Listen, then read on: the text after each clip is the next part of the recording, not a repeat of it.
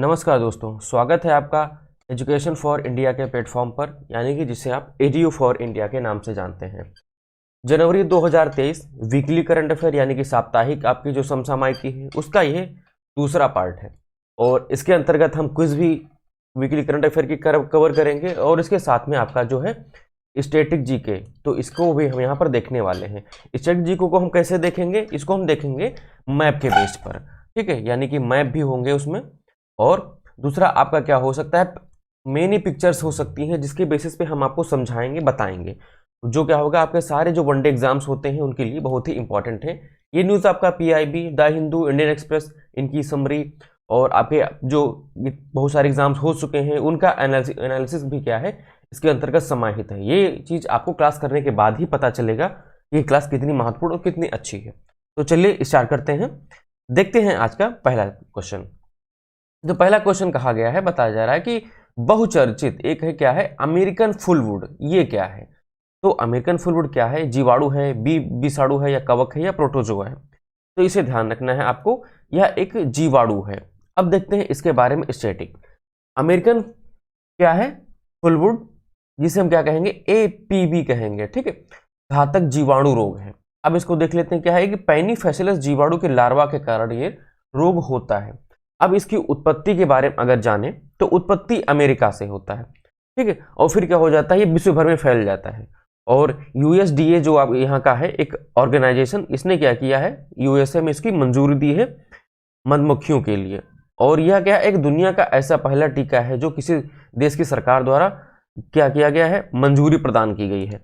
अब यहाँ पर देख लेते हैं, जो ये लिखा हुआ है यूएसडीए, इसका मतलब होता है, आप जान गए, यूनाइटेड स्टेट, और डी का मतलब हो जाता है डेवलपमेंट ऑफ, ये हो जाएगा आपका एग्रीकल्चर, ठीक है। तो इसे आपको ध्यान रखना, ये अमेरिका का एक डिपार्टमेंट है, विभाग है।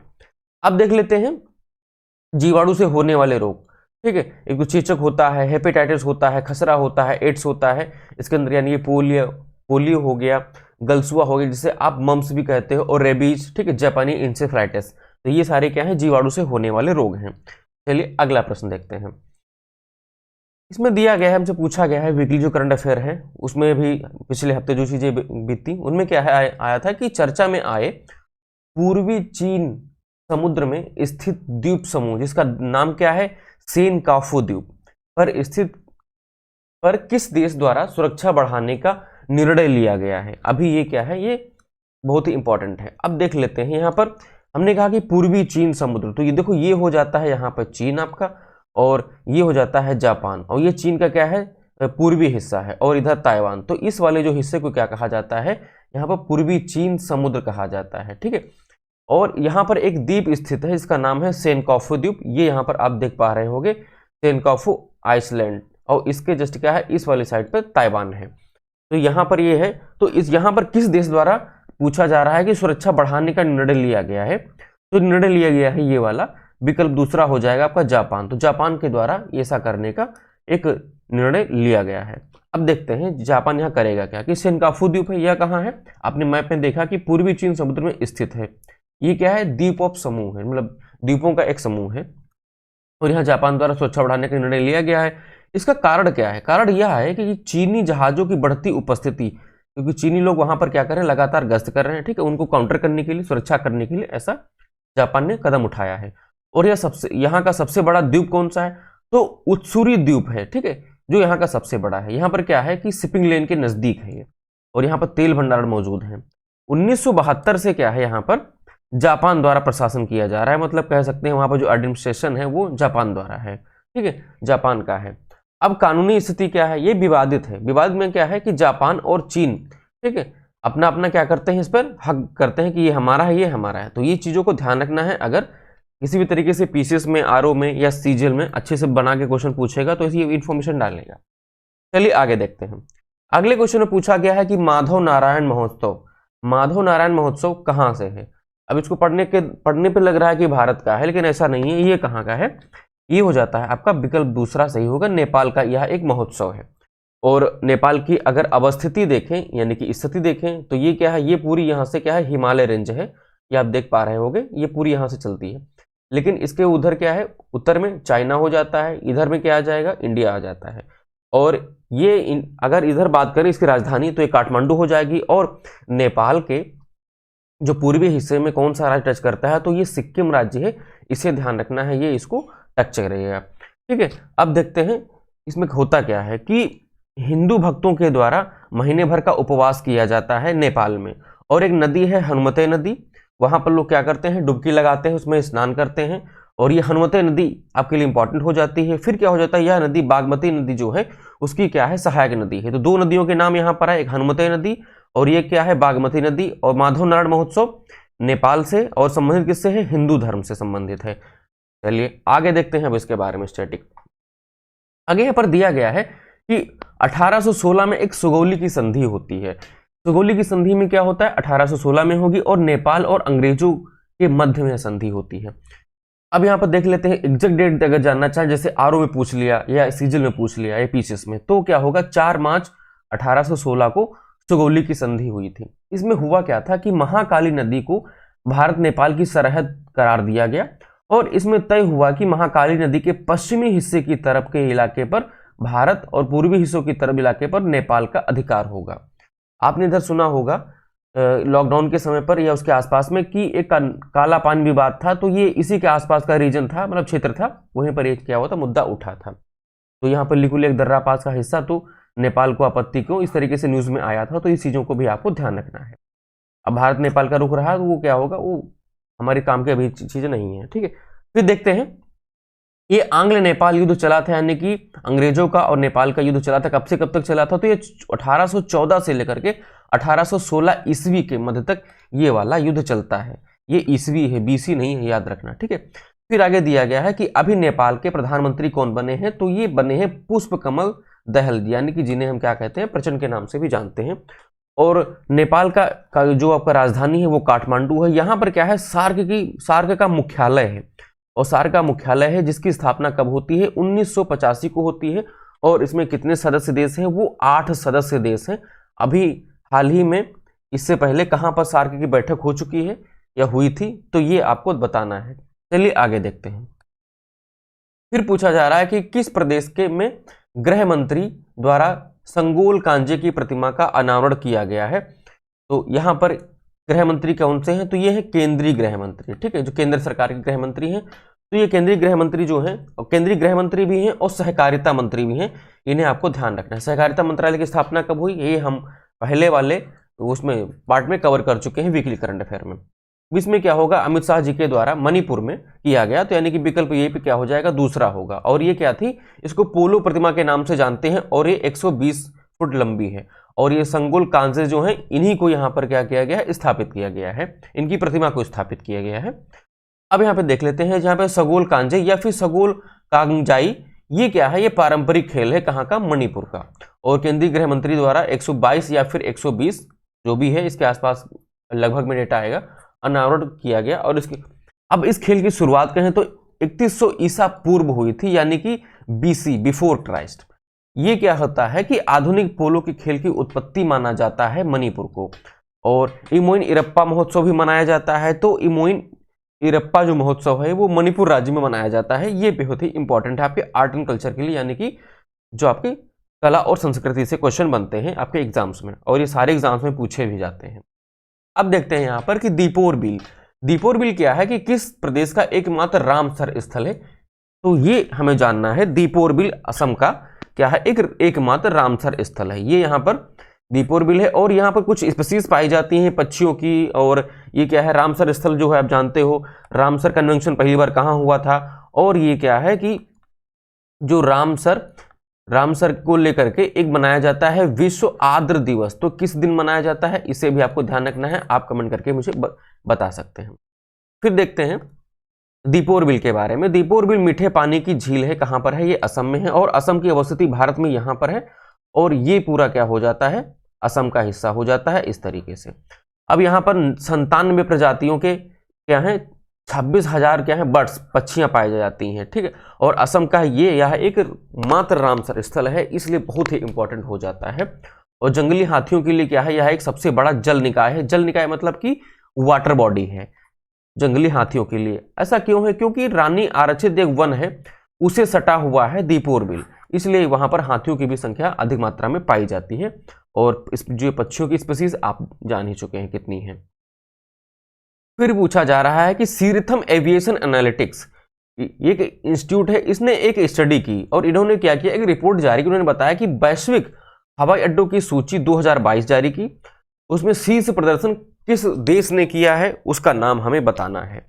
तो यहां पर आपका जो विकल्प क्या हो जाएगा, पहला जो है यानी कि जापान, तो ये यहां पर शीर्ष स्थान प्राप्त करता है। अब देखते हैं कि भारत कौन सा स्थान प्राप्त करता है और शीर्ष 2-3 देश और कौन कौन से हैं उनको देखते हैं। तो फर्स्ट स्टेशन पर क्या है, एक हैनेडा हवाई अड्डा है जो कहां पर है, टोक्यो में। और टोक्यो किसकी राजधानी है, वो जापान की राजधानी है। दूसरे नंबर पर कौन है, दूसरे नंबर पर है कैंपगौड़ा अंतरराष्ट्रीय हवाई अड्डा, ये बेंगलोर में है यानी कि हमारे भारत में है। अब देख लेते हैं सातवां यानी कि जो सेवंथ है, तो सेवंथ कहां कौन सा है कि इंदिरा गांधी अंतरराष्ट्रीय हवाई अड्डा, ये दिल्ली में स्थित है। और टॉप 10 में शामिल भारत के 2 हवाई अड्डे हैं, आपने देख लिया। पहला तो बेंगलोर का है कैंपगौड़ा और दूसरा क्या है, इंदिरा गांधी अंतरराष्ट्रीय हवाई अड्डा। आप जरा इनके बारे में आपको ध्यान रखना है, पता रखना है, रिवाइज करना है कि कैंपगौड़ा कौन है, कैंपगौड़ा का इतना नाम बेंगलुरु के परिप्रेक्ष्य में क्यों लिया जाता है, और इन्हीं की एक प्रतिमा क्या किया गया है, अनावरण किया गया है, कहां पर किया गया है, इससे आपको ध्यान रखने। करंट और जीएस दोनों का ही क्वेश्चन है या टॉपिक बनता है। अब देखते हैं यहां पर कि 17वां प्रवासी भारतीय सम्मेलन, इसका आयोजन किस शहर में होता है या हुआ है। तो इसका जो आयोजन है वो हो जाता है इंदौर में, और इंदौर कहां पर है, मध्य प्रदेश में, भारत में। अब यहां पर क्या होता है कि एक मुख्य अतिथि को क्या इनवाइट किया जाता है, बुलाया जाता है। वो कौन है, होते हैं मोहम्मद इरफान अली होते हैं। ये कौन है, ये रिपब्लिक ऑफ जो गुयाना है, एक देश है, उसके राष्ट्रपति हैं। आप देख पा रहे होंगे कि ये क्या है, पूरा अफ्रीका का यहां पर पूरा मैप है, और ये क्या है, अटलांटिक ओशियन है यानी कि अटलांटिक महासागर है। अब ये यहां पर क्या है, इसकी अवस्थिति है, और इसकी लोकेशन फिर यहां पर कौन सी, ये रिपब्लिक ऑफ गुयाना। अब इसके बारे में ये आप इसकी क्या देख सकते हैं, स्थिति जो व्हाइट कलर में है। अब ये हो जाता है गुयाना, और ये सेनेगल, माली, और ये क्या हो जाता है, लाइबेरिया। इस तरीके से इसके कुछ पड़ोसी देश हो जाते हैं, इन्हें ध्यान रखना है, और किस तरीके से इनकी यह एक अवस्थिति है मैप पर। ये सब इसलिए आप यहाँ पर देख लोगे तो आगे आने वाले जो आपके सिलेबस में चीजें दी हुई है तो आसानी से समझ सकोगे, चीजें क्लिक करेंगे। तो चलिए आगे देखते हैं। फिर यहाँ पर दिया गया है कि 17वां प्रवासी भारतीय सम्मेलन ये आयोजित होता है 8 से लेकर के 10 जनवरी 2023 के बीच में, और इसका आयोजन इंदौर में होता है। लेकिन ये 3 दिवसीय होता है, 3 दिनों तक चलता है, इसे भी ध्यान रखना है। और इस वर्ष की थीम क्या है, थीम इस वर्ष की है कि प्रवासी अमृतकाल में भारत की प्रगति के विश्वसनीय भागीदार। ठीक है, यानी कि 2023 की थीम हो जाती है ये। और इस दिन क्यों मनाया जाता है, इस दिन मनाने जाने का कारण यह है कि 9 जनवरी 1915 को महात्मा गांधी क्या हुए, दक्षिण अफ्रीका से भारत को लौटे थे, उन्हीं की याद में, मतलब उसी परिप्रेक्ष्य में ये मनाया जाता है। और हमारे देश के जो बहुत सारे क्या हैं प्रवासी लोग हैं, दूसरे देशों में रहते हैं, तो उनके योगदान को भारत में याद करने के लिए, उनको इंपॉर्टेंस देने के लिए भी ये मनाया जाता है, जो हमारे लिए इंपॉर्टेंट है। इसकी शुरुआत हुई थी 2003 से, और इसी अवसर पर क्या होता है, प्रवासी भारतीय सम्मान भी दिया जाता है, इसे भी हमें ध्यान रखना है। और बाकी यहाँ पर चीजें अब देख पा रहे होंगे। चलिए आगे देखते हैं। आगे हमसे पूछा जा रहा है कि हाल ही में चर्चा में रहा एक संवेद शिखर जी पर्वत श्रृंखला है, तो इसके बारे में निम्नलिखित में से कौन सा कथन सही है। पहला कथन इसमें बताया जा रहा है कि यह झारखंड में स्थित है। फिर इसमें कहा जा रहा है कि यह जैन समुदाय के पवित्र स्थलों में से एक है, और जैन समुदाय के एक तीर्थंकर हुए हैं 23वें तीर्थंकर, जिनका नाम है पारसनाथ, यह उससे संबंधित है। तो यहां पर आपके क्या हो जाते हैं कि जितने सारे यहां पर दिए गए हैं 3 स्टेटमेंट, वो सारे से यानी कि सभी कथन सत्य हैं।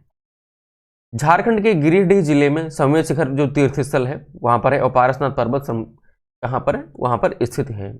जैनों के लिए क्या है, बहुत ही इंपॉर्टेंट है। ये चर्चा में क्यों आया, चर्चा में इसलिए आया कि केंद्र सरकार के द्वारा एक इको टूरिज्म प्लेस बनाने के लिए नोटिफिकेशन जारी किया गया था, जिसका क्या किया, जैन लोग जो समुदाय के लोग थे उन्होंने इसका विरोध किया, तो इसलिए इस डिसीजन को क्या कर दिया गया, टाल दिया गया या फिर कैंसिल कर दिया गया है। बाकी क्या होगा उसे आएगा, उसको हम कवर करेंगे। फिर देखते हैं यहाँ पर कि जैन धर्म के प्रथम तीर्थंकर वो कौन थे, ऋषभदेव जी थे। वो उनका प्रतीक क्या था, वो बैल था। जैन धर्म के 23वें तीर्थंकर वो पारसनाथ थे, जिनका प्रतीक क्या है, सर्प माना जाता है। और जैन धर्म के 24वें तीर्थंकर वो स्वामी महावीर थे, और उनका जो प्रतीक क्या है, सिंह माना जाता है। चलिए आगे देखते हैं। अगला यहां पर पूछा जा रहा है कि बहुचर्चित है रोग है कौन सा, काला आजार रोग। यह किसके द्वारा फैलता है, हमें यह बताना है। तो काला आजार रोग जो है आपका प्रोटोजोआ यानी कि विकल्प तीसरा जो है वो सही उत्तर होगा, इसके द्वारा फैलता है। अब देख लेते हैं इसके बारे में एडिशनल इंफॉर्मेशन जो आपके एग्जाम के लिए बहुत ही महत्वपूर्ण है। काला आजार रोग यह क्या है कि धीरे धीरे पनपने वाला रोग है और इसका रोग वाहक कौन है, लिस्मेनिया जीन्स के प्रोटोजोआ द्वारा यह फैलता है। और भारत में इसका कारण क्या है, लिस्मेनिया डोनोबानी परजीवी है, उसके द्वारा यह फैलता है। ये किसको प्रभावित करता है, ये प्रभावित करता है आपका अस्थिमज्जा यानी कि बोन मैरो को, प्लीहा को और यकृत, इन सब में यह पाया जाता है। ये यहाँ पर आप देख सकते हो, यकृत यानी कि लीवर, स्प्लीन, ये यहाँ पर चीजें हैं, इन्हें क्या करता है, ये प्रभावित करता है, अफेक्टेड करता है। भारत सरकार ने 2023 तक देश से काला आजार को खत्म करने का लक्ष्य रखा है, जबकि यह इंपॉर्टेंट पॉइंट और भी हो जाता है कि जो WHO है यानी कि वर्ल्ड हेल्थ ऑर्गेनाइजेशन, इसका लक्ष्य क्या है, 2030 तक इस बीमारी को पूरे विश्व से खत्म करना है।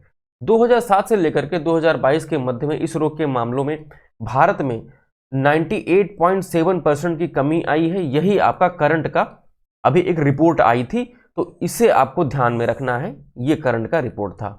तो इसके बहाने से हमने इतनी चीजें आपको कवर कराई हैं, तो आप जान सकते हैं कि ये कितना इंपॉर्टेंट है चीजें आपके लिए, ये क्लास कितनी इंपॉर्टेंट है। फिर देखते हैं कि वित्तीय समावेशन कार्य समूह, इसकी पहली बैठक होती है और किस देश में आयोजित की जाती है उसे हमें बताना है। तो इसकी जो पहली बैठक होती है और आयोजित होती है, यह विकल्प पहला यानी कि पश्चिम बंगाल में। अब देख लेते हैं इसके बारे में एडिशनल इंफॉर्मेशन। वित्तीय समावेशन कार्य समूह, इसकी पहली बैठक कोलकाता में होती है और इसका जो समय होता है वो समयावधि होती है 9 से लेकर के 11 जनवरी के मध्य तक होता है। और एक क्यों होता है कि भारत क्या कर रहा है, इस साल G20 की प्रेसिडेंसी होती है, मतलब उसके पास में है, तो इसी के तहत में वित्त को ट्रैक करने के लिए आयोजित की गई। तो G20 की जो यहाँ पर प्रेसिडेंसी है यानी कि अध्यक्षता कर रहा है भारत, तो उसका यह लोगो हो गया, कमल है देखो लोगो, उसके ऊपर क्या है, वर्ड ग्लोब बना हुआ है। और इसकी जो थीम है वो वसुधैव कुटुंबकम है यानी कि one earth, one family, one future, इसकी थीम हो जाती है। ठीक, और इंडिया के द्वारा होस्ट किया जा रहा है, इसे आपको ध्यान में रखना है। अब यहां पर है एक सस्टेनेबल डेवलपमेंट गोल, उसका लक्ष्य जो पहला है, इसका मतलब इसका माफ करना, SDG नहीं है, इसका लक्ष्य क्या है, तो इसका पहला लक्ष्य है वित्तीय प्रणाली के बुनियादी ढांचों में सुधार के तरीकों पर चर्चा करना और भारत को डिजिटल रूप से सशक्त समाज पर व आधारित अर्थव्यवस्था के रूप में इसे परिवर्तित करना है। माफ करना, ये SDG लक्ष्य नहीं है, ये इसके लक्ष्य हैं। SDG लक्ष्य अलग हैं, उन्हें हमने पिछले क्लासेस में कवर किया है, डिस्कस किया है। चलिए आगे देखते हैं। इस वाले क्वेश्चन में पूछा जा रहा है कि लिविंग रूट ब्रिज के संबंध में निम्नलिखित कथनों में से कौन सा सही, उस पर विचार करना, हमें बताना है। तो लिविंग रूट ब्रिज होते क्या है, लिविंग मतलब जो जीवित है, रूट मतलब जड़ें, और उनसे जो पुल बनाया जाता है। पेड़ों की जो जड़ें हैं, पेड़ पौधे की जो जड़ें होती हैं, उनसे एक ब्रिज बनाया जाता है, ये यहाँ पर बनाया जा रहा है। और ये कहाँ पर है, ये मेघालय में स्थित है। चलो पढ़ते हैं, इसके देखते हैं। सबसे खूबसूरत क्या है, मूर्त विरासतों में से यह एक है, लिविंग रूट ब्रिज, और यूनेस्को विश्व विरासत स्थल की जो अस्थायी सूची है उसमें इसे शामिल किया गया है। स्थायी नहीं है, यह अस्थायी है और मेघालय में स्थित है। और यह क्या है कि जुड़ी हुई जड़ों से बने हैं तथा स्थानीय जो निवासी हैं यानी कि खासी और जयंतिया जनजातियां हैं, उनके द्वारा यह बनाया जाता है। तो इसमें क्या हो जाता है, जो चौथा आपका सही हो जाएगा, यानी कि सभी जो विकल्प हैं यहाँ पर आपके सही हैं। चलिए अगला प्रश्न देखते हैं। अगला प्रश्न दिया गया है कि भारत का पहला और पूरी तरीके से डिजिटल बैंकिंग वाला राज्य कौन सा है, अभी भी हाल ही में बना है, उससे हमें बताना है। तो भारत के परिप्रेक्ष्य में ये क्या हो जाता है, केरल राज्य, आप देख पा रहे होंगे ये है। तो यहाँ पर विकल्प तीसरा आपका सही उत्तर हो जाता है। केरल ने और कौन से कार्य किए हैं उन्हें भी देख लेते हैं। तो केरल क्या करता है, भारत का पहला पूरी तरीके से डिजिटल बैंकिंग वाला राज्य बना है। और इसने क्या किया, इन्होंने क्या किया था, के फोन परियोजना एक लॉन्च की थी, जिसका नाम क्या था, मतलब क्या था, केरल फाइबर ऑप्टिक नेटवर्क इसका नाम था। इस योजना का उद्देश्य क्या है, इसका उद्देश्य है कि सभी मतलब राज्य में जो सभी लोग हैं उनके लिए कम कीमत पर या फिर बिल्कुल फ्री में सभी को इंटरनेट उपलब्ध कराना है, यह इसका उद्देश्य है। अब देख लेते हैं केंद्र सरकार के बारे में, उन्होंने क्या है इसके परिप्रेक्ष्य में योजना लॉन्च की स्टैटिक पोर्शन में। डिजिटल इंडिया कार्यक्रम, इसकी शुरुआत होती है 1 जुलाई 2015 को और प्रधानमंत्री मोदी साहब के द्वारा ये शुरुआत की जाती है इसकी। एक और यहाँ पर इंपॉर्टेंट आपका यहाँ पर परियोजना है डिजिटल से संबंधित, वो क्या है कि ई नाम क्या है, एक परियोजना है, ठीक है। अब यहाँ पर देख लेते हैं, नाम का मतलब NAM, एन का मतलब हो जाता है नेशनल, ए का मतलब हो जाता है एग्रीकल्चर, एम का मतलब हो जाता है मार्केट और ई का मतलब यहाँ पर हो जाता है इलेक्ट्रॉनिक, ठीक है। और 14 अप्रैल 2016 को इस पोर्टल को लॉन्च किया जाता है। इसका उद्देश्य यह होता है कि इस पोर्टल के माध्यम से देश के सभी राज्यों की जो APMCs हैं उनको जोड़ना, जिससे किसानों को लाभ हो सके, यानी कि किसान ऑनलाइन चीजें देख सकें कि कहां पर कौन सी चीज कितने में बिक रही है, किसकी क्या डिमांड है, उस हिसाब से अपनी जो पैदावार है उसको बेचें और खरीदें, जिससे कि क्या हो, किसानों को मुनाफा हो और बिचौलिए क्या हो, ज्यादा मुनाफा ना कमा सके, मतलब किसानों का अहित ना हो। अब यहां पर देखते हैं कि जो APMC है, APMC का फुल फॉर्म क्या होता है, तो इसका मतलब हो जाता है एग्रीकल्चर प्रोड्यूस मार्केट कमेटी, ठीक है। और जो एस लगा दिया तो ये क्या हो गया, प्लूरल, यानी कि बहुत सारी कमेटियां, तो इसे आपको ध्यान रखना है। चलिए अब आगे देखते हैं। अगला हमसे पूछा मतलब बताया जा रहा है कि अभी हाल ही में क्या मनाया गया, विश्व हिंदी दिवस मनाया गया, वो कब था, 10 जनवरी को मनाया गया। आप देखते हैं कि पहला जो विश्व हिंदी दिवस है वो कब मनाया जाता है, तो ये 10 जनवरी 1975 को मनाया जाता है नागपुर में, और नागपुर यानी कि महाराष्ट्र में। और इसका नेतृत्व किसने किया था, प्रधानमंत्री उस समय जो थी इंदिरा गांधी जी थी, उनके द्वारा इसका नेतृत्व किया गया था। पहला विश्व हिंदी दिवस जो है वो 2006 में भारतीय विदेश मंत्रालय द्वारा मनाया गया था, ठीक है। अब यहां पर जो पहला विश्व हिंदी हमने बताया 1975 में, तो ये माफ करना, ये दिवस नहीं, ये सम्मेलन मनाया गया था, इसे ध्यान रखना है। और जबकि हम पढ़ के आ रहे हैं दिवस, तो दिवस मनाया गया था आपका 2006 में, ये वाला आप देख पा रहे हो। फिर क्या हुआ, मनाया गया इसके द्वारा गया, तो भारत का जो विदेश मंत्रालय है इसके द्वारा मनाया गया था। विश्व हिंदी जो आपका है उसका सचिवालय कहाँ है, तो मॉरिशस में है, इसका उद्घाटन हुआ था 2018 में, इसलिए ये इंपॉर्टेंट है। राष्ट्रीय हिंदी दिवस ये मनाया जाता है 14 सितंबर 1953 को मनाया गया था पहली बार में, 14 सितंबर 1953 को, यानी कि 1953 ईस्वी है, ठीक है, इसे ध्यान रखना है। फिर देख लेते हैं कुछ और इंपॉर्टेंट है भाषा के बारे में। अनुच्छेद जो 351 है यानी कि 351, ये क्या है कि हिंदी भाषा के विकास से संबंधित है भारतीय संविधान के परिप्रेक्ष्य में, और इसकी 8वीं अनुसूची है उसके अंतर्गत से शामिल किया गया है, मतलब उसमें शामिल है। अब देख लेते हैं और भी न्यूज हैं आपके जो एग्जाम के लायक। एक और निकल कर आता है कि पैट्रियट डिफेंस मिसाइल सिस्टम, ये किसका है, ये यूनाइटेड स्टेट ऑफ अमेरिका का है, यानी कि USA यूक्रेन को अमेरिका निर्मित ये दे रहा है पैट्रियट डिफेंस मिसाइल। रूसी मिसाइल और ड्रोन हमलों से क्या है मुकाबला करने में यह सक्षम है। और थिएटर वाइड क्या है, इसे देख लेते हैं। ये क्या करेगा कि सतह से हवा में मार करने के लिए यह मिसाइल है, और इसकी रेंज कितनी है, रेंज है 150 किलोमीटर इस प्लस है, यानी कि 50 किलोमीटर से अधिक है। अब ये कैसी मिसाइल है, आपको याद रखना है कि सरफेस टू क्या हो जाएगी, एयर हो जाएगी, यानी कि S2A भी लिख करके कभी एग्जाम में आ सकता है। चलिए अगला देखते हैं। एक यहाँ पर नई चीज यहाँ पे आई है अभी, मतलब हाल ही में, सॉवरेन ग्रीन बॉन्ड। आपने सॉवरेन गोल्ड बॉन्ड पढ़ा होगा, लेकिन यहाँ पर कंफ्यूज नहीं होना है, अब ग्रीन बॉन्ड भी आ गए हैं। ये RBI द्वारा जारी किए गए हैं। इसका मतलब क्या है, ये क्या है, और है क्या, संप्रभु संस्था, अंतर सरकारी समूह या कॉर्पोरेट द्वारा इसे जारी किया जा सकता है, कॉर्पोरेट के द्वारा। और इसका उपयोग क्या होगा कि पर्यावरणीय रूप से सतत परियोजना के विकास के लिए 9 नवंबर 2022 को सरकार द्वारा इसकी रूपरेखा तैयार की गई थी। ग्रीन बॉन्ड का मतलब क्या हो जाता है कि कुछ ऐसे फंड मतलब क्या होंगे वहां पर जमा किए जाएंगे, जारी किए जाएंगे, जिनका उपयोग क्या होगा, कुछ जो पर्यावरण को ध्यान में रख करके विकास करने में किया जाएगा। तो इसे आपको ध्यान में रखना है। ग्रीन बॉन्ड, पर्यावरण को ध्यान में रखते हुए विकास करना और चीजों को संतुलित रखना। अब देख लेते हैं, बिहार में जातीय और आर्थिक गणना 2023 शुरू हुई है। बाकी आप यहाँ पर देख पा रहे हो कि जो अंतिम जनगणना हुई थी जातीय आधार पर, वो 1931 में हुई थी। जनगणना हर 10 साल पे होती है, लेकिन हम यहाँ पर बात कर रहे हैं जातीय और आर्थिक जनगणना, उसे आपको ध्यान रखना है। और भी हाल ही में बिहार से शुरू हुई है। यहाँ पर देख लेते हैं बिहार की अवस्थिति। तो इसकी जो सीमा लगती है किस मतलब बाहरी देश से, तो नेपाल से लगती है। बाकी यहाँ पर आप देख पा रहे उत्तर प्रदेश से भी टच करता है, बाकी और किन किन राज्यों से टच करता है उसे आप ध्यान में रखेंगे। आगे देखते हैं, अंतरराष्ट्रीय जो पतंग महोत्सव है ये मनाया गया 2023 में, कहाँ पर, गुजरात में। और इसका क्या रहा है, समय क्या रहा है, तो 8 से लेकर के 14 जनवरी के मध्य तक ये मनाया गया था। और G20 की प्रेसिडेंसी भी भारत के पास में है, तो यहाँ पर बहुत सारे जो अदर कंट्रीज भी थे यहाँ पर भी उन्होंने पार्टिसिपेट किया, यानी कि हिस्सा लिया। आगे यहाँ पर बताया जा रहा है कि ई वर्ल्ड चैंपियनशिप एक रेस होने वाली है, उसका सीजन जो 9 है, यानी कि 9वां सीजन है, वो भारत में आयोजित किया जाएगा। और भारत का जो हैदराबाद शहर है वहां पर इसका आयोजन होने वाला है। बाकी यहां पर देख लेते हैं ई वर्ल्ड चैंपियनशिप क्या होगा, तो इलेक्ट्रॉनिकली होगा, यानी कि इनका जो उद्देश्य होगा, आयोजन होगा कि जलवायु के अनुकूल शुद्ध शून्य कार्बन खेल आयोजित करना है, यानी कि नेट जीरो यहां पर क्या होगा, पर्यावरण को नुकसान पहुंचाने की कोशिश की जाएगी। फिर देखते हैं, फिर अगला प्रश्न दिया गया, क्विज दी गई है कि किस राज्य या केंद्र शासित राज्य में आकांक्षी ब्लॉक कार्यक्रम का आयोजन किया गया। तो यहाँ पर बहुत सारे कार्यक्रम आते हैं, आकांक्षी जिला भी होता है, लेकिन ये क्या है, आकांक्षी ब्लॉक कार्यक्रम है, इसे आपको ध्यान रखना है।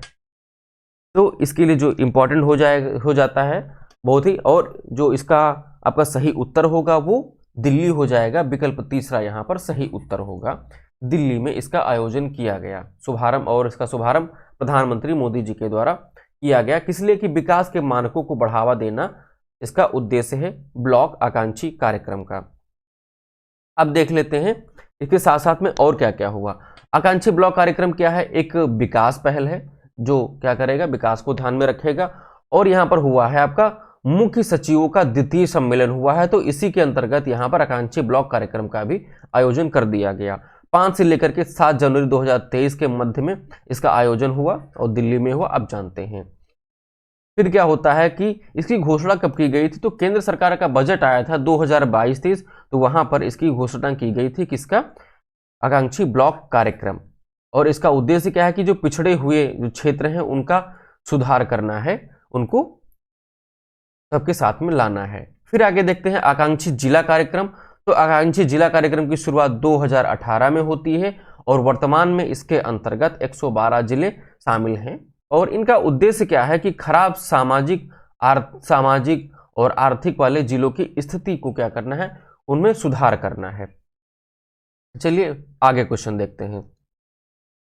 अगला यहां पर कहा जा रहा है कि हाल ही में चर्चा में आया जोशीमठ शहर, जो कि आदि शंकर मतलब गुरु शंकराचार्य द्वारा जो 4 मठ स्थापित किए गए थे उनमें से एक है। और यह क्या है, जोशीमठ किस राज्य से संबंधित है, तो इसका संबंध आप जानते हैं कि विकल्प दूसरा उत्तराखंड से संबंधित है, और ये बहुत ही चर्चा में रहा है, तो इसे आपको ध्यान में रखना है।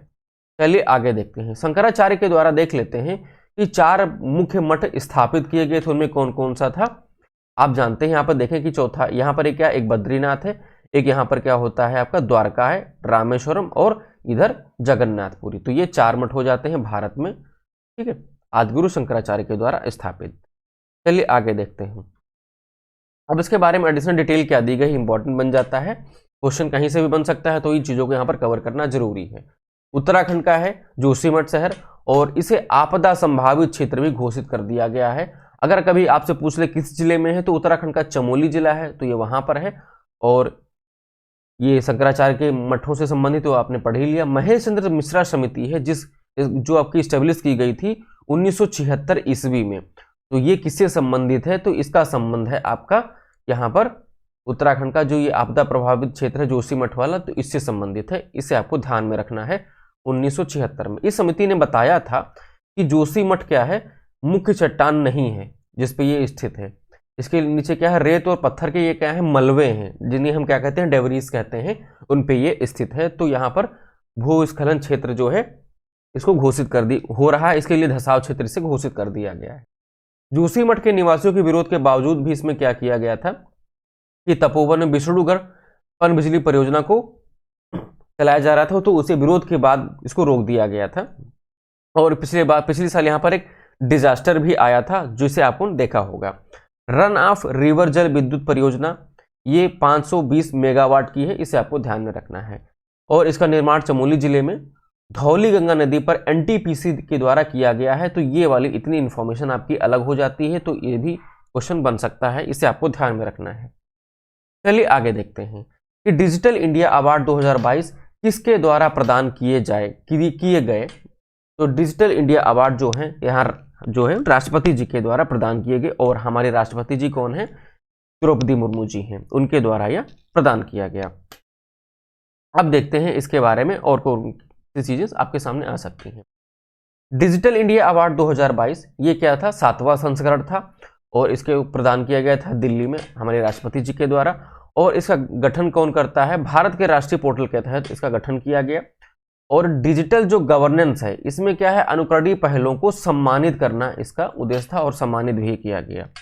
स्थापना की बात करें तो 2009 में होती है, और इसके संचालन की बात करें तो एनआईसी आप बार बार देखते होंगे, बहुत बार देखे होंगे, जानते होंगे, उसके द्वारा इसका संचालन किया जाता है, यानी कि नेशनल इंफॉर्मेशन साइंस सेंटर। ठीक है, फिर यहाँ पर देखते हैं कि इसका उद्देश्य क्या है। उद्देश्य यह है कि सरकारी संस्थाओं तथा डिजिटल इंडिया विजन को इसको पूरा करना है, जैसे कि भारत क्या है डिजिटल के क्षेत्र में आगे बढ़ सके और चीज़ों को सुचारू रूप से चला सके, तो उसमें जो संस्थाएं क्या होती अच्छा काम करती उन्हें सम्मानित किया जाता है।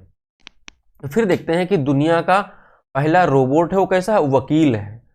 तो ये किसके द्वारा लाया गया है, तो ये डू नॉट पे एक है, उनके द्वारा लाया गया है। ये यहाँ पर आप देख रहे हो कि वो दुनिया का फर्स्ट रोबोट लॉयर है, और स्मार्टफोन पर चलेगा और रियल टाइम में क्या करेगा, दलीलें सुनेगा। डू नॉट पे क्या है कि कानूनी चैट सेवा चैट बॉक्स है, स्टार्ट की गई थी, और इसकी स्थापना कब हुई 2015 में, और इसने की थी जोशुआ ब्राउनर ने। मोटो इसका यानी कि इसका उद्देश्य क्या है कि उपभोक्ता को बड़े नियमों के खिलाफ केस लड़ने में मदद करने के लिए एआई का उपयोग यानी कि आर्टिफिशियल इंटेलिजेंस का इसके अंतर्गत उपयोग किया गया है। चलिए अगला देखते हैं। अगला टॉपिक में क्या दिया गया कि लो स्मोक सुपीरियर्स केरोसिन तेल। तो यहाँ पर जो आपका सेरोसिन लिखा है तो इस स्थान होकर के ये क्या हो जाता है, केरोसिन तेल, जिसे कभी कभी लोग मिट्टी के तेल के भी नाम से जानते होंगे। और ये किसके द्वारा शुरू किया गया, तो बीपीसीएल के द्वारा, यानी कि जिसे आप भारत पेट्रोलियम कॉर्पोरेशन लिमिटेड के नाम से जानते हैं, उसके द्वारा शुरू किया गया। अब इसके अंतर्गत खास क्या है कि खास यह है कि जो जम्मू कश्मीर में भारतीय सेना को यह तेल उपलब्ध कराया जाएगा, ऐसी घोषणा भारत पेट्रोलियम के द्वारा की गई है, क्योंकि वहां पर टेम्परेचर बहुत कम होता है, तो जमे ना, सुचारू रूप से अच्छे से चल सके और जल्दी से जलेगा, तो यहाँ पर क्या करेगा, कम धुआं उत्पन्न करेगा, तो पर्यावरण को भी हानि कम होगी और उनको भी फायदा होगा, जो हमारे सैनिक है वहां पर उनके लिए। अब देखते हैं कि बीपीसीएल की स्थापना कब हुई थी, तो इसकी स्थापना होती है 1952 यानी कि 1952 में। फिर इसका मुख्यालय कहाँ पर है, मुख्यालय मुंबई में है। और इसको महारत्न का दर्जा कब मिला, तो इसे आपको ध्यान रखना है कि 2007 में इसे महारत्न का दर्जा प्रदान किया गया। चलिए आगे देखते हैं कि चर्चा में रहा टाइटल 42 यानी कि टाइटल 42 जो है किस देश की पॉलिसी है या किस देश की पॉलिसी से संबंधित है, तो यह क्या हो जाता है आपका जो अमेरिका है उससे संबंधित है। अब इसके बारे में खास क्या है, इंपॉर्टेंट क्या है, तो टाइटल 42 अमेरिका, ये यूएसए जिसे आप यूनाइटेड स्टेट ऑफ अमेरिका के नाम से जानते हैं, वहां पर क्या हुआ था कि कोविड-19 महामारी युग हुआ था, तो उसमें क्या प्रतिबंधों का विस्तार करने की बात कही गई थी। तो इन प्रतिबंधों को हटाने के लिए जो नाम दिया गया तो टाइटल 42 के नाम से इसे जाना जाता है। इनका उद्देश्य क्या था, उद्देश्य यह था कि जो निकारागुआ, क्यूबा और हैती के जो प्रवासी थे उनको यूएसए की जो मैक्सिको सीमा है वहां पर रोकना और उनको मैक्सिको भेजना, इस तरीके से कुछ इनका मोटो था। कोरोना महामारी की शुरुआत में डोनाल्ड ट्रंप की सरकार ने इसे लागू किया था, इसे आपको ध्यान रखना है। फिर देखते हैं अगला टॉपिक। अगला यहां पर पॉइंट दिया गया है कि पर्यावरण प्रभाव मूल्यांकन। तो ये क्या है कि किसी परियोजना से मानव पर्यावरण पर पड़ने वाले संभावित प्रभाव का अनुमान लगाना इसका उद्देश्य है। पर्यावरण प्रभाव मूल्यांकन का संबंध जो है वो पर्यावरण संरक्षण अधिनियम आया था, वो कौन सा था, 1986 इसके अंतर्गत। अब करंट की न्यूज इसमें क्या है कि हाल ही में सुप्रीम कोर्ट ने पर्यावरण मंजूरी के अभाव में नोएडा मेट्रो के संचालन को रोकने से इनकार कर दिया है।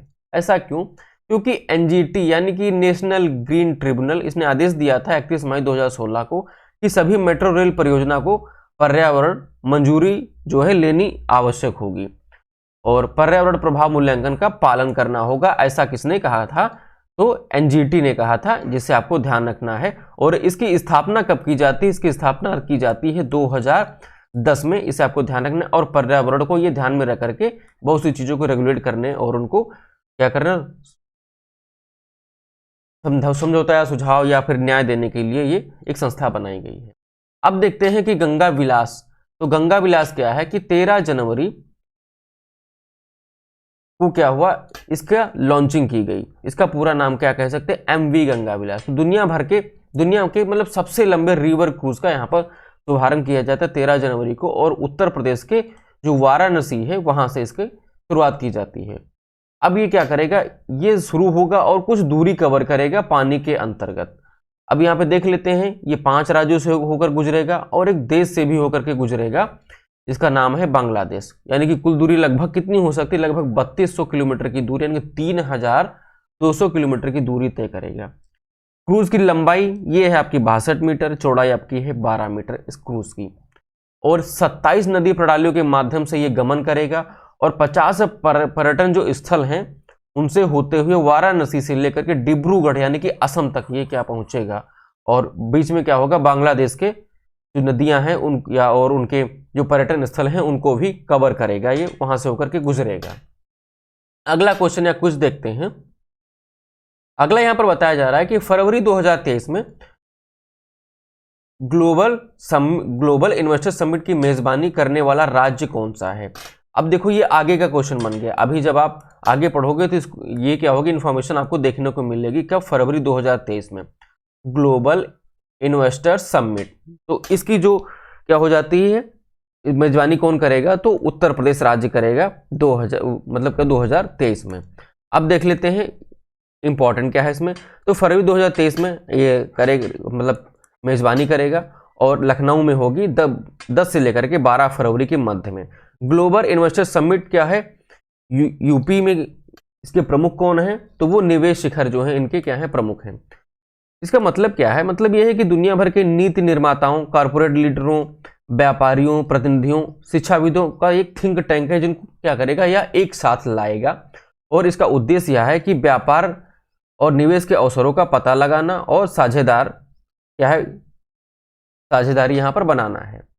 उत्तर प्रदेश ने क्या लक्ष्य रखा है कि 2027 तक 1 ट्रिलियन की इकोनॉमी के बारे में इसने क्या रखा है, अपना लक्ष्य रखा है और यानी कि बात कही है। चलिए आगे देखते हैं। अगले यहां पर हमसे कहा जा रहा है कि स्वदेश दर्शन योजना 2.0 या फिर 2.0 के अंतर्गत किन शहरों को शामिल किया गया है? तो यहां पर आपका जो सही उत्तर हो जाता है उस आपका तीसरा, क्योंकि इसके अंतर्गत मैसूर को भी शामिल किया गया है और हम्पी को भी शामिल किया गया है। अब देखते हैं इसके बारे में जीके स्टैटिक क्या बन सकती है। तो स्वदेश दर्शन योजना, इसके तहत कर्नाटक के कौन कौन से हैं? 2 शहर मैसूर हैं और हम्पी, इनको शामिल किया गया है। इसका उद्देश्य है कि यह है कि नई नीति के अंतर्गत इसमें क्या करना है, भाग के रूप में तैयार किया गया। इसमें क्या किया जाएगा कि गंतव्य पर्यटन स्थलों को पुनर्जीवित करना या पुनर्विकसित करना इनका उद्देश्य है, जैसे कि वहां पर पर्यटन को बढ़ावा मिल सके और वहां की जो अर्थव्यवस्था है राज्य की, देश की और स्थानीय लोगों की, उनमें सुधार आ सके। अब देखते हैं मैसूर शहर के बारे में। तो मैसूर शहर क्या है कि कर्नाटक में दक्कन पठार पर है, एक पॉइंट। और कावेरी नदी व कब्बानी नदी जो है, कंबानी नदी उसके मध्य में स्थित है। तो ये बहुत ही 3 फैक्ट हो जाते हैं यहाँ पर। और 1799 से लेकर के 1839 ईस्वी तक मैसूर एक रियासत थी, उसकी यह एक प्रशासनिक राजधानी थी, यानी कि प्रशासन पूरी सत्ता यहाँ से चलाई जाती थी। और हम्पी शहर के बारे में क्या है कि यह कर्नाटक में है और तुंगभद्रा नदी है उसके किनारे पर स्थित है। और ये विजय जो नगर जो साम्राज्य था उससे संबंधित है, यहाँ पर विजयनगर साम्राज्य। फिर यहाँ पर क्या दिया गया है कि यूनेस्को द्वारा इसे विश्व विरासत का भी दर्जा मिला हुआ है। तो ये बहुत ही इंपॉर्टेंट है। चलिए आगे देखते हैं। यहाँ पर दिया गया है कि कवि प्रोफेसर रहमान राही किस केंद्र शासित या कह सकते हैं राज्य से संबंधित हैं? तो इनका संबंध है जम्मू और कश्मीर से। इन्हें आप देख पा रहे हैं, ये इंपॉर्टेंट हमने इस तरीके से हमने क्यों पूछा, क्योंकि ये 6 मई 1950 को इनका जन्म हुआ था और 9 जनवरी 2023 को इनकी क्या होती है, मृत्यु हो जाए यानी कि इनका निधन हो जाता है। तो ये करंट का क्वेश्चन है और इसके परिप्रेक्ष्य में लेकर के क्या क्या जीके के स्टैटिक बन सकती है वो सब यहाँ पर डिस्कस कर लेते हैं। कवि प्रोफेसर रहमान राही कश्मीर के पहले ऐसे व्यक्ति हैं जिन्होंने ज्ञानपीठ पुरस्कार जीता था, विजेता बने थे और ये कब हुआ था? 2007 में ऐसा इन्होंने मुकाम हासिल किया था। और इनका एक काव्य संग्रह था जिसका नाम था नौरोज ए शबा। तो नौरोज ए शबा इसे भी आपको ध्यान में रखना है। और 1961 में इन्हें भारतीय साहित्य अकादमी पुरस्कार भी मिला था। और एक और यहाँ पर बहुत ही इंपॉर्टेंट पॉइंट है कि 2000 में पद्मश्री से भी ये सम्मानित हो चुके हैं। तो इन्होंने कितने देखो अचीवमेंट हासिल किए हैं। और इन्हें साहित्य अकादमी के द्वारा भी कुछ और भी प्रदान किया गया, सम्मान दिया गया था। वो कौन सा है आप पता करके ध्यान में रखेंगे और चाहे तो आप कमेंट करके भी यहाँ पर मुझे बता सकते हैं। चलिए आगे देखते हैं। अगला यहाँ पर दिया गया है कि राष्ट्रीय मानव तस्करी जागरूकता यानी कि national human trafficking awareness day दिवस जो है कब मनाया जाता है? यानी कि राष्ट्रीय मानव तस्करी जागरूकता ये दिवस मनाया जाता है आपका 11 जनवरी को। यानी कि जो आपका क्या हो जाएगा? दूसरा विकल्प सही हो जाएगा।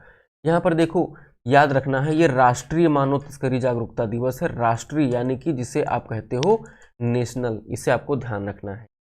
अब देख लेते हैं इसके बारे में जहाँ जहाँ कन्फ्यूजन हो सकता है या फिर और चीज़ें आ सकती हैं। इसका उद्देश्य क्या है? राष्ट्रीय मानव जागरूकता जो आपका दिवस है तो मानव तस्करी पीड़ितों की दुर्दशा के बारे में जागरूकता को बढ़ाना है, ठीक है, जिससे कि उनको ये सफ़र ना करना पड़े, उनको ये चीज़ें झेलनी ना पड़े। तो हमने अभी पढ़ा राष्ट्रीय के बारे में। अब हम देखेंगे विश्व मानव तस्करी दिवस है, उसकी जो ये मनाया जाता है उसकी जो मतलब तारीख है वो है 30 जुलाई को। और 2022 में जो मनाया गया उसकी थीम क्या थी कि प्रौद्योगिकी का उपयोग और दुरुपयोग, ये इसकी थीम थी, ठीक है। तो इसे आपको ध्यान रखना है। World day against trafficking in persons यानी कि 30 जुलाई को ये मनाया जाता है। चलिए आगे देखते हैं। अगला यहाँ पे क्वेश्चन दिया गया है, पूछा जा रहा है कि वीर गार्जियन 2023 इसका पहला द्विपक्षीय हवाई अभ्यास किन दो देशों के मध्य में आयोजित होगा या फिर हो रहा है या फिर हो चुका है? जैसे भी क्वेश्चन आपसे एग्जाम में बने उससे आपको ध्यान में रखना है। तो विकल्प यहाँ पर तीसरा सही हो जाता है। भारत और जापान के मध्य में ये वीर गार्जियन जो है आपका पहला द्विपक्षीय हवाई अभ्यास मनाया गया। अब देख लेते हैं इसके बारे में इंफॉर्मेशन। यहाँ पर आप देख रहे हैं कि भारत और जापान इसमें शामिल हुए और भारतीय वायुसेना यानी कि इंडियन एयरफोर्स और जापान की क्या थी? एयर सेल्फ डिफेंस फोर्स, ये इसके अंतर्गत शामिल थी। 12 से लेकर के 16 जनवरी तक ये कहाँ होगा? हयाकुरी जापान एयरबेस में क्या होगा? ये होगा। और ये पहला द्विपक्षीय हवाई अभ्यास है, ये इंपॉर्टेंट हो जाता है, इसलिए बार बार मैं यहाँ पर एम्फसाइज कर रहा हूँ आपको कि चीज़ें आपको ध्यान रखना है। इसमें भारतीय वायुसेना की तरफ से 4 विमान SU-30 MKI और 2 C-17 और एक क्या हुआ L-78 शामिल हुआ है। अगर क्वेश्चन बने तो एक ये और एक ये और एक ये आप याद रख सकते हैं अपने एग्जाम्स के लिए। चलिए आगे देखते हैं। अगला हमसे पूछा जा रहा है कि किस देश के पब्लिक स्कूलों के पाठ्यक्रम में यानी कि उनके सिलेबस में पंजाबी भाषा को शामिल किया गया है? तो एक देश है वहां पर मतलब पंजाबी भाषा को शामिल किया गया, तो ये क्वेश्चन बन सकता है। तो ऐसा क्यों हुआ और कहाँ हुआ? तो ऑस्ट्रेलिया यानी कि विकल्प दूसरा सही उत्तर होगा। ऑस्ट्रेलिया में ये ऐसा किया गया है और वहाँ के जो पब्लिक स्कूल हैं उनमें ये पंजाबी भाषा को शामिल किया गया है। और क्यों किया गया? क्योंकि वहाँ पर ठीक ठाक मात्रा में, अच्छी खासी मात्रा में वहाँ पर पंजाबी लोग रहते हैं और उनके बच्चे स्कूल में जाते हैं, तो वहाँ पर पंजाबी भाषा को इसके अंतर्गत शामिल किया गया है। ये बहुत ही इंपॉर्टेंट यहाँ पर न्यूज़ है, इसे आपको ध्यान रखना है। अब देखते हैं ऑस्ट्रेलिया के बारे में जो स्टैटिक पोर्शन है। तो ये महाद्वीप है, ऑस्ट्रेलियन महाद्वीप, ये इसकी यहाँ पर अवस्थिति है। और ऑस्ट्रेलिया जो महाद्वीप है इसकी जो खोज किसने की थी? तो इसकी खोज, महाद्वीप की खोज जेम्स कुक के द्वारा की गई थी। और इस महाद्वीप को प्यासी की भूमि कहा जाता है क्योंकि यहाँ पर क्या है, ठीक ठाक मात्रा में रेगिस्तान है और सूखा स्थल भी रहता है। पूर्वी भाग में क्या है, एक पर्वत है जिसे हम ग्रेट डिवाइडिंग रेंज कहते हैं, वो यहाँ पर पड़ता है पूर्वी भाग में, इस तरीके से, यहाँ इस तरीके से कुछ। और इसके साथ में क्या है, क्वींसलैंड में ग्रेट बैरियर रीफ, जिसे रीफ मूंगा या फिर कोरल रीफ के नाम से भी जानते हैं। तो ये यहाँ पर देख पा रही है समुद्र में कोरल रीफ पाई जाती है और ये कोरल रीफ वाला पार्ट है, ये बहुत ही इंपॉर्टेंट है। तो इसको क्या किया गया था कि 1981 में जो यूनेस्को है, ठीक है, उसमें क्या किया गया था, विश्व धरोहर के अंतर्गत इसे शामिल किया गया था 1981 में। चलिए अब अगला टॉपिक देखते हैं। अगला टॉपिक या क्वेश्चन क्या है हमारा कि उत्तराखंड सरकार, इन्होंने एक डिसीजन लिया है कि महिलाओं को कितने प्रतिशत आरक्षण की मंजूरी दी गई है उनके निर्णय के तहत में। तो सरकार के तहत में यहाँ पर 30% जो है क्षैतिज आरक्षण महिलाओं को देने की बात कही गई है, यानी कि विकल्प तीसरा सही उत्तर हो जाएगा। अब देखते हैं यहाँ पर उत्तराखंड राज्य की जो सीमा है वो चीन से लगती है, नेपाल से लगती है, तो ये 2 देशों से लगती है। बाकी हिमाचल प्रदेश से लगती है, इसे आपको ध्यान रखना है, और उत्तर प्रदेश से लगती है। ये इतनी चीजें आपके लिए इंपॉर्टेंट हैं। अब देख लेते हैं इनकी राजधानी कौन कौन सी है। तो इनकी 2 राजधानियां हैं, कौन कौन सी हैं आप बताओगे। एक ग्रीष्मकालीन राजधानी भी बनाई गई है, और एक क्या है यहाँ पर शीतकालीन या फिर नॉर्मल जो आपका जनरली सामान्य तरीके से भी कौन सी राजधानी है, वो दोनों का नाम आप याद रखेंगे और बताएंगे भी। चलिए देखते हैं अगला इसके बारे में जो आपका जीके दिया गया है कि एक विधेयक था, उसमें मंजूरी दे देगी इनके आरक्षण को। यहाँ के जो मुख्यमंत्री हैं वो पुष्कर धामी हैं, और राज्यपाल कौन है, लेफ्टिनेंट जनरल गुरमीत सिंह यहाँ के राज्यपाल हैं। विधानसभा अध्यक्ष तो रितु खंडेरी हैं, तो ये पहली महिला मतलब यहाँ की विधानसभा अध्यक्ष बनी है इस राज्य की, उत्तराखंड की। अब देख लेते हैं यहाँ पर जो कुछ आरक्षण दिए गए उनके संबंध में स्ट्रेटेजी के प्रावधान क्या है। EWS यानी कि इकोनॉमिक वीकर सेक्शन को 10% क्या हुआ आरक्षण दिया गया यहाँ पर शिक्षा के क्षेत्र में और नौकरी के क्षेत्र में। फिर यहाँ पर क्या होता है, इसके तहत एक संशोधन किया गया, तो 103वां संविधान संशोधन किया गया भारत में। और ये क्या हुआ, आरक्षण इतना देने के लिए भारत के संविधान के कौन कौन से अनुच्छेद में किया गया संशोधन, तो अनुच्छेद 15 का भाग 6 और अनुच्छेद 16 का भाग 6 इसमें संशोधन किया गया। अब देख लेते हैं कि अनुच्छेद 338B ये किससे संबंधित है, तो 338B क्या है, OBC से संबंधित है। एक संशोधन हुआ 102वां संविधान संशोधन, तो फिर पूछे कि ये किससे संबंध में है, तो ये OBC यानी कि अन्य पिछड़ा वर्ग, अदर बैकवर्ड क्लास के बारे में ये है, और उससे ये उसी से इनका ये संबंध है।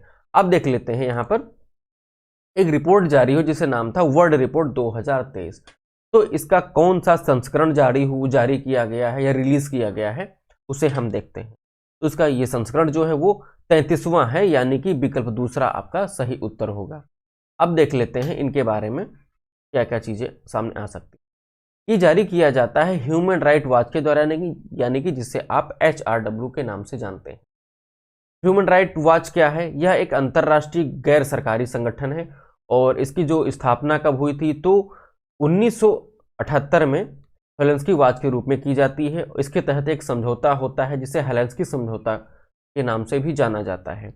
इसका मुख्यालय न्यूयॉर्क शहर में है, और इनका उद्देश्य क्या है, उद्देश्य में यह दिया गया है कि मानवाधिकारों और मौलिक स्वतंत्रता के अधिकारों के हनन की जांच करना, जिससे कि उनको सुचारू रूप से लागू किया जा सके, मतलब क्या है, ह्यूमन या फिर मानवता के हित में। अब देख लेते हैं भारतीय संविधान के परिप्रेक्ष्य में यहाँ पर मौलिक अधिकारों को क्या क्या चीजें यहाँ पर प्रदान की गई हैं, या फिर मौलिक स्वतंत्रता क्या क्या दी गई है।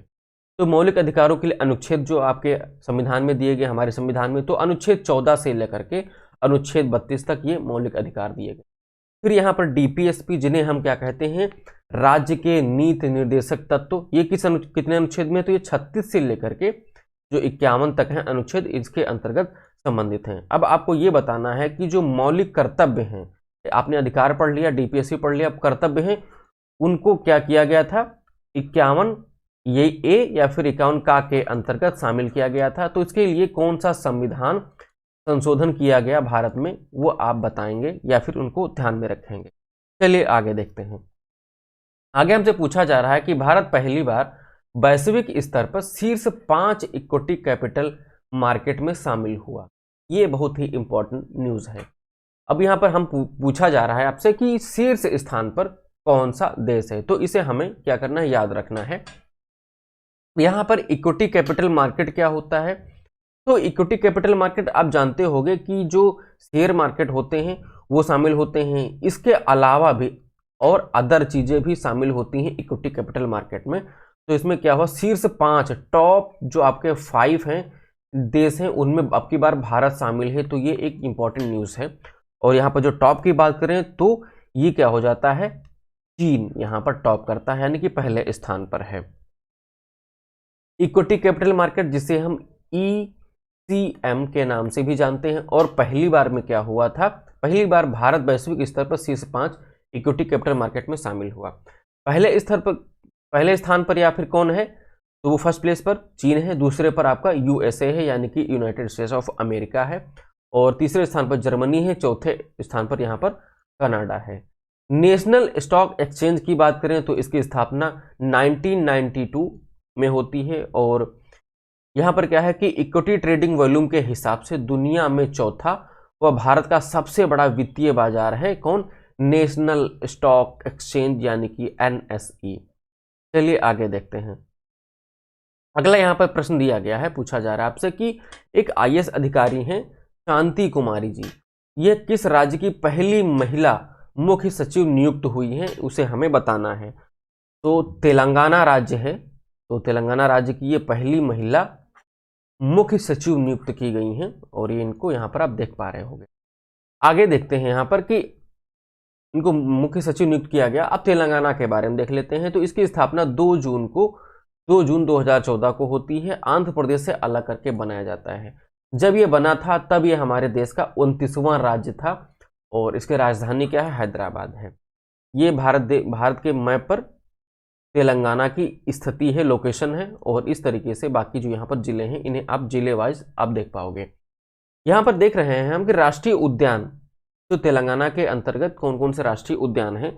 तो राष्ट्रीय एक उद्यान है, एक काशू ब्रह्मानंद रेड्डी नेशनल पार्क, ये तेलंगाना में है। एक है महावीर हरिना वन स्थली नेशनल पार्क, ये भी तेलंगाना में है।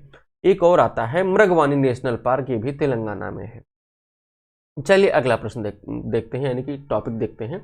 एक यहाँ पर महोत्सव मनाया गया, छेरा महोत्सव। ये मनाया जाता है छत्तीसगढ़ में, और मनाया जाता है वहाँ के मुख्यमंत्री जो हैं भूपेश बघेल, उनके द्वारा मनाया जाता है। ये इसमें इंपॉर्टेंट क्या है या इसके बारे में खास बात क्या है कि दान देने और दान लेने का यह एक त्यौहार है। यहाँ पर क्या करते हैं, दान देते भी हैं और दान लेते भी हैं। और छत्तीसगढ़ के कुछ प्रमुख त्यौहार कौन से, हरेली त्यौहार आप जानते होंगे। और अगर हरेला की बात करें, एक त्यौहार हरेला भी होता है, तो वो उत्तराखंड में मनाया जाता है। ठीक है, इसे आपको ध्यान रखना है। एक कोरबा है, पोला है, भोजली है, तो ये सारे त्यौहार कहाँ, छत्तीसगढ़ में मनाए जाते हैं। और छत्तीसगढ़ की सीमा देखो, उत्तर प्रदेश से भी लगती है, झारखंड से भी लगती है, और उड़ीसा से भी लगती है। और उसके नीचे क्या हो जाएंगे, आप आंध्र प्रदेश देखेंगे, फिर यहाँ पर तेलंगाना और महाराष्ट्र और मध्य प्रदेश, तो इन इतने राज्यों से इनकी सीमा लगती है। अब छत्तीसगढ़ और आंध्र प्रदेश की जो है यहाँ पर, ये इनका क्या आ जाता है, समुद्री इलाके आ जाते हैं, बंगाल की खाड़ी को भी ये क्या करते हैं, टच करते हैं। चलिए आगे देखते हैं। आगे यहाँ पर दिया गया है कि स्टार्टअप इनोवेशन इंडिया वीक 2023 मनाया गया या मनाया जा रहा है। तो ये इनके बारे में देख लेते हैं क्या क्या यहाँ पर इंपॉर्टेंट है। इसके बारे में इंपॉर्टेंट यह है कि यहाँ पर कि 10 से लेकर के 16 जनवरी तक यह मनाया गया है, और DPIIT द्वारा यह मनाया गया। किसके द्वारा इसका आयोजन किया गया, तो इसके द्वारा आयोजन किया गया, और इसके साथ साथ शामिल था आपका वाणिज्य और उद्योग मंत्रालय। ये दोनों ने मिल करके इसको 2016 में लॉन्च किया था। है क्या, आपको ध्यान रखना है, स्टार्टअप इंडिया पहल। ठीक है, स्टार्टअप इंडिया पहल या फिर स्टार्टअप इंडिया इनोवेशन, यह वीक सेलिब्रेट किया गया 2023 में 10 से लेकर के 2016 जनवरी तक। अब देख लेते हैं कि DPIIT जो दिया गया, इसका मतलब क्या है कि department for promotion of industry and internal trade. इसका उद्देश्य क्या है कि नवाचार को पोषण तथा नए जो उद्यमी हैं उनको क्या करना, अवसर प्रदान करना, इसका मुख्य उद्देश्य है। अब देख लेते हैं यहाँ पर अगला टॉपिक। यहाँ पर एक बुक लॉन्च की गई है, तो उसके बारे में यहाँ पर करंट है। बुक का नाम है आपका revolution the story of how India one it's freedom. इसके लेखक हैं संजीव सान्याल। ये इंपॉर्टेंट इसलिए हो जाती है कि अर्थशास्त्री और प्रधानमंत्री के आर्थिक सलाहकार परिषद के ये सदस्य हैं, जिन्हें आप देख पा रहे होंगे, और क्या है, केंद्रीय मंत्री अमित शाह के द्वारा इनके साथ में इसका उद्घाटन या फिर विमोचन किया गया। उद्घाटन, इसका विमोचन या लॉन्चिंग की गई है, इसे आपको ध्यान में रखना है। फिर देखते हैं कि 26वां नेशनल यूथ यानी कि राष्ट्रीय युवा दिवस 2023 मनाया गया। तो ये हर साल क्या होता है, 12 जनवरी को मनाया जाता है, विवेकानंद के जन्म दिवस के दिन। 25वां जो मनाया गया था 2022 में, तो ये मनाया गया था पुदुचेरी में, और इसका उद्घाटन अभी जो हुआ इस साल वो किया गया प्रधानमंत्री मोदी जी के द्वारा कर्नाटक में। और इस साल विवेकानंद की 160वीं जयंती के रूप में इसे मनाया गया। इस साल की जो थीम थी कि विकसित युवा विकसित भारत, इसकी इस साल की थीम थी। अब आगे देखते हैं कि पहली बार 1995 में राष्ट्रीय युवा उत्सव राष्ट्रीय एकता शिविर के अंतर्गत मनाया गया था, और इसका आयोजन जो हुआ वो मध्य प्रदेश में हुआ। जब पहली बार मनाया गया तो नाम क्या दिया गया, राष्ट्रीय युवा उत्सव राष्ट्रीय एकता शिविर के अंतर्गत मनाया गया। इसके अंतर्गत मनाया गया था ये वाला है। अब ये 12 अगस्त को होता, जानते हैं। एक और इंपॉर्टेंट है कि 1897 में विवेकानंद जी के द्वारा रामकृष्ण मिशन की स्थापना की गई। तो ये आपका क्या हो जाता है, स्टैटिक का पोर्शन हो जाता है। चलिए आगे देखते हैं। आगे यहाँ पर एक करंट का टॉपिक है कि 92 यानी कि आपका 92वां जो है आपका टूर खिताब है किसका, नोवाक जोकोविच का। ये उनके करियर का इतने नंबर का खिताब है, इसे ध्यान रखना है। ये सर्बिया के रहने वाले हैं और एक टेनिस खिलाड़ी हैं। पृथ्वी शॉ के बारे में इस हफ्ते जो आपका न्यूज रही है वो है कि 379 रन बनाकर रणजी ट्रॉफी में इन्होंने इतिहास रचा है। इतिहास क्या है कि ये दूसरा सबसे सर्वाधिक स्कोर है, सबसे ज्यादा स्कोर है, ठीक है। अब तो दूसरा इनका है, तो पहला किसका है, तो पहला है 443 यानी कि 443 रन का। ये 1948 में बनाया गया था। तो ये बनाया गया था किनके द्वारा, बी नीलामकर के द्वारा बनाया गया था रिकॉर्ड, इसे आपको ध्यान में रखना है। अगली न्यूज है यहाँ पर पेरूप, इसको लॉन्च किया गया 9 जनवरी 2023 को। यह भारत का सबसे तेज भुगतान करने वाला एप्लीकेशन है, इसे आपको ध्यान में रखना है। चलिए आगे देखते हैं। एक और न्यूज यहां पर है इस हफ्ते कि एसी चारबिया भारतीय मूल के क्या हैं, कौन है, तो नासा, ये भारतीय मूल के हैं और इन्हें नासा के द्वारा चीफ टेक्नोलॉजिस्ट नियुक्त किया गया है। और नासा की स्थापना कब होती है, इसकी स्थापना होती है 1958 को। इसका नाम क्या है, national aeronautics and space administration. ये कहाँ की कंपनी है, मतलब कहाँ की एक संस्था है, यूनाइटेड स्टेट ऑफ अमेरिका, यानी कि जिसे आप अमेरिका कहते हैं, वहां से है। इसका जो मुख्यालय यानी कि हेडक्वार्टर वो वाशिंगटन डीसी में है। और एसी चारडिया या फिर एसी चारबिया, इन्हें ये पदभार दिया गया है चीफ टेक्नोलॉजिस्ट, ठीक है। तो ये बहुत ही सम्मान या बड़ी उपलब्धि है इनके लिए। अब आगे देखते हैं समुद्र मिशन के बारे में। तो समुद्र मिशन अभी शुरू किया गया। ये पृथ्वी विज्ञान केंद्र जो है मंत्रालय है, इसके तहत में इसे शुरू किया गया। इसमें क्या होगा कि जो मत्स्य वाहन है उनके थ्रू क्या होगा कि नीली अर्थव्यवस्था यानी कि जिसे हम ब्लू इकोनॉमी के नाम से जानते हैं, उन्हें क्या किया जाएगा, बढ़ावा दिया जाएगा। और ये डीप ओशन मिशन का एक हिस्सा है। तो डीप ओशन मिशन कितने साल के लिए है, ये 5 साल के लिए लॉन्च किया गया था। कब लॉन्च किया गया था, 16 जून 2021 को लॉन्च किया गया था डीप ओशन मिशन। इसे आपको ध्यान में रखना है। उसी का एक हिस्सा है यहाँ पर समुद्र मिशन, जिसे लॉन्च किया गया। अब देख लेते हैं, एक बुक है इस हफ्ते जो आपके लिए इंपॉर्टेंट है। बुक का नाम है ब्रेकिंग अ वायरस स्टॉर्म। यहाँ पर ब्रेकिंग, लेकिन ये रियल में क्या है, ब्रेविंग। तो braving a virus storm India's covid vaccine stories. तो ये बुक का इतना नाम है। बाकी देख पा रहे हैं, बुक आप खरीदने के लिए ये ऑनलाइन परचेज कर सकते हो, ठीक है। विमोचन क्या है, इसका जो लॉन्चिंग विमोचन किया गया वो केंद्रीय स्वास्थ्य मंत्री मनसुख मंडाविया जी के द्वारा किया गया। ये पुस्तक क्या करती है कि टीकाकरण में जो है भारत की जो प्रगति हुई ने की थी उसका यहाँ पर वर्णन है। तो जनवरी 2023 के संबंध में जो दूसरे हफ्ते की करंट अफेयर थी उसे हमने क्या किया, दूसरा जो पार्ट था हमने कवर किया। यहाँ तक साथ बने रहने के लिए आपका बहुत बहुत धन्यवाद। मिलते हैं आपको अगले सेशन में, तब तक के लिए जय हिंद।